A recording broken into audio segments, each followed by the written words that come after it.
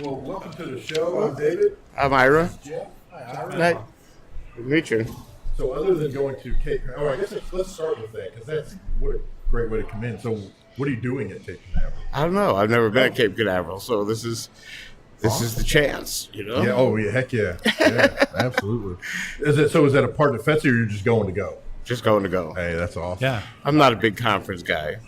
I'd be, you know, I'll walk through the exhibit hall, looking for alternatives to Promethean active panels and stuff. Yeah. Something that we can afford. Yeah. That's the hard That's part. always the plus. Yeah, Right. exactly, right. Yep. But I never attend. I never attend sessions. Yeah. I did one last year, but that was like the pre-conference thing. Yeah. Yeah, because we don't. I mean, one of the tricks is we're trying everything we can to eliminate teaching walls in all 1,000 classrooms. So, so how do you do that? You know, So, where is Albemarle County? we're in the Blue Ridge Mountains of Virginia. Oh, yeah. Cool. Where we sort of surround where the University of Virginia is, but go it's 726 square miles. It's a big Wow. Yeah. Yeah. school district. Wow. So a decent little school, but it gets student base. Well, we have about 14,000 kids Yeah. and 26 schools. So, and we're our big project these days is eliminating single teacher classrooms. Oh, yeah. Okay. So we're trying to do K-5 multi-age elementary classrooms, Yeah. Oh, that's cool. and Yeah. then team taught secondary. Yeah. That's awesome. And so I see you're the director. Actually, why don't you tell us what you are? Look at your badge, and I'm like, yeah, I can't interpret that. I'm the director of learning technology and innovation. I'm the I guess you'd say the non-tech side of technology. Oh, okay. So my team works with all the teachers and students we're 1-to-1, 3 through 12. Oh, yeah. And trying to figure out what to do K2. Yeah. Yeah. That's always. Yeah. That's always the battle. That's a tough Well, age. it's a tough thing, you know. It's a tough thing for every, you know. 5th and 6th graders use computers so differently than 11th and 12th graders. Sure. Because they've dealt with phones since they could hold one. Right. So we're really looking at we're pretty much all Lenovo ThinkPads. We'd love to, you know, be able to make the leap to the yogas with the touchscreens. Yeah. Which I think the kids would have a big effect. But it's it's a cost thing, because the only way we do all of our student computer purchasing over the money the state gives us to buy computers for testing, Oh, yeah. and we sort of leverage that for Yeah, everything. Sure. Oh, yeah, absolutely. Yeah. So we don't actually have a budget that comes locally. Right. Right. So, Yeah.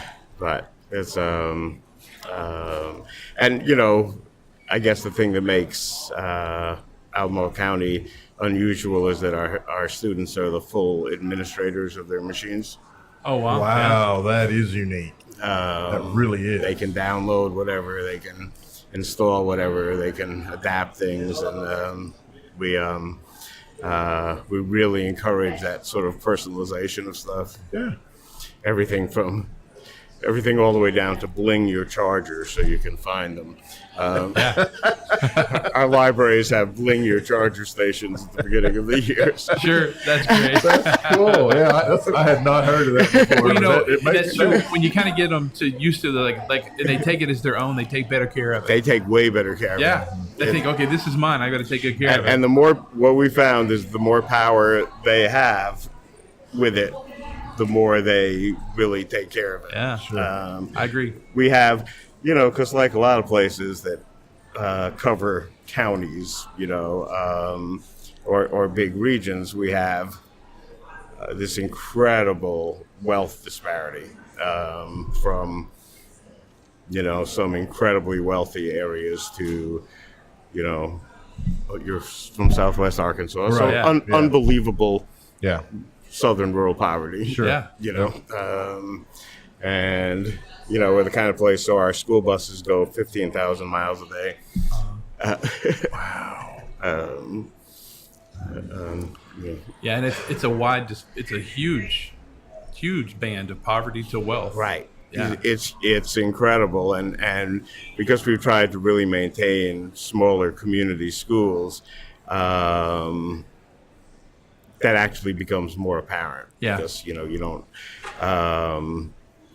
But the other thing we're doing that is interesting is we're building out our own LTE 4G system. Nice. Oh, I was about nice. to ask, how do you get it out to the kids? Because 70% of our land area has no broadband access. Sure. Which Yeah. I'm sure you're familiar with. Yeah. Yes. Yeah. and even if you did, some couldn't afford it even to think about Right. it. Yeah. And, we offered all our schools as sites to the commercial companies, and nobody took us up on it because we don't have enough wealth in Right. those places to justify it. So, Right.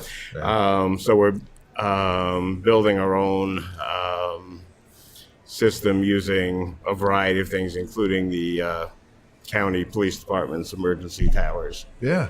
Yeah. and stuff. So, and in sort of the urban poverty areas, like trailer parks and stuff, we're just putting, big access points in and letting it run just like it's school. Yep. Yeah. So, Yeah.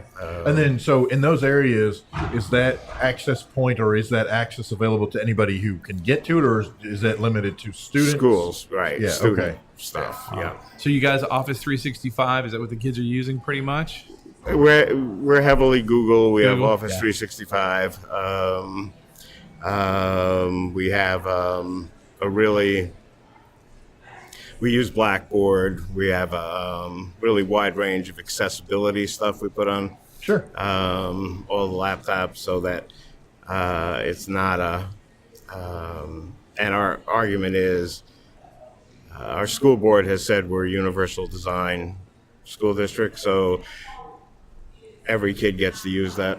Whatever. Right. We Whether just they quote unquote need it or not. right. We just installed Snap and Read on all the computers, which is a really nice little accessibility tool that goes along with. We have Balabolka, we have Word Talk, we have the reading stuff in Google. We have the text-to-speech stuff. Wow. In Google and Microsoft, the speech-to-text. and we have. I think we have 11 different calculators on our image. Wow. So pick your. So right. accessibility is not a problem. Well, one of the things is that we're in an app generation where people pick what works for them. Right. Mhm. Exactly. Which is what kids got to learn. Right. What works for you. Well, and what I think is cool, tying what you just said there back to what you were saying originally, your students have full reign on their machine. Right. So even if they can't find a particular calculator They can that you've add already it. provided, they can find one they actually like and put it on. That's awesome. And they're often, we do sort of surveys every year to say, what are we missing? Oh, yeah. And what don't you use, so we can fine tune things. One of the big things is that we've added over the years is better and better music editing software. Oh, yeah. That's big, and our high school libraries all have music studios in them. So Oh, we have, cool. That's awesome. Yeah, kids really love that stuff, so it gets them really interactive. Yeah, one of our high school libraries even has a laser cutter, which is cool. Oh, Yeah, nice. Yeah, we've been looking at one also. Yeah. Right, because we have them in the CTE classrooms, but in the library we put 3D printers and that stuff in so that any kid can use them sort of casually as, as which. Whatever it is keeps them in school is the whole trick. Hey, right? there you go. It keeps them coming back the next day. Yeah, is attendance a big problem with you guys? We've done a lot better, but yeah, of course, it's it always is, and rural kids, it's worst. Right. And they legitimately have a whole bunch of things often that are more important than showing up getting to school. Right. Right. So we try to make it. We discovered with when we first did a music studio in our most rural high school that kids would come, just for that, just to work there. So there was a lot of power in that. And then as we sort of expanded, we found kids. We had one young man, and it's sort of a story that our superintendent tells a lot, who we had just created the music studio in a high school, and by that I mean I had put a big window on what used to be a desktop computer lab, and off the library, and had bought like $1,500 worth of stuff and dumped it in there, and it was the second day of school. This kid wandered in who was fresh out of juvenile detention, and had, I think, one verified high school credit going into his senior year. Wow. Well, he hooked into this music studio in such a big way, and got so into school that he, we did all the credit recovery stuff with him. He graduated with his class. Oh, that is awesome. Well, one of our we have an EduTech friend who always talks about hooking them and cooking them. And that's right.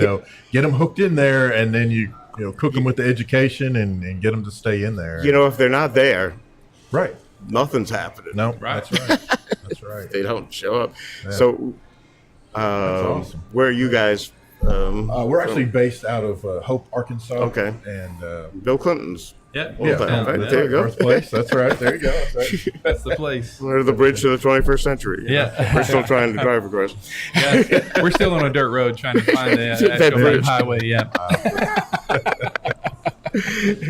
Man, well, Ira, thank you very much for stopping by. Hey, and have fun at Cape Canaveral. Yeah, Absolutely. I mean, It's a pretty this is neat a quiet place. day here. Yeah. It is a very quiet day. Yeah.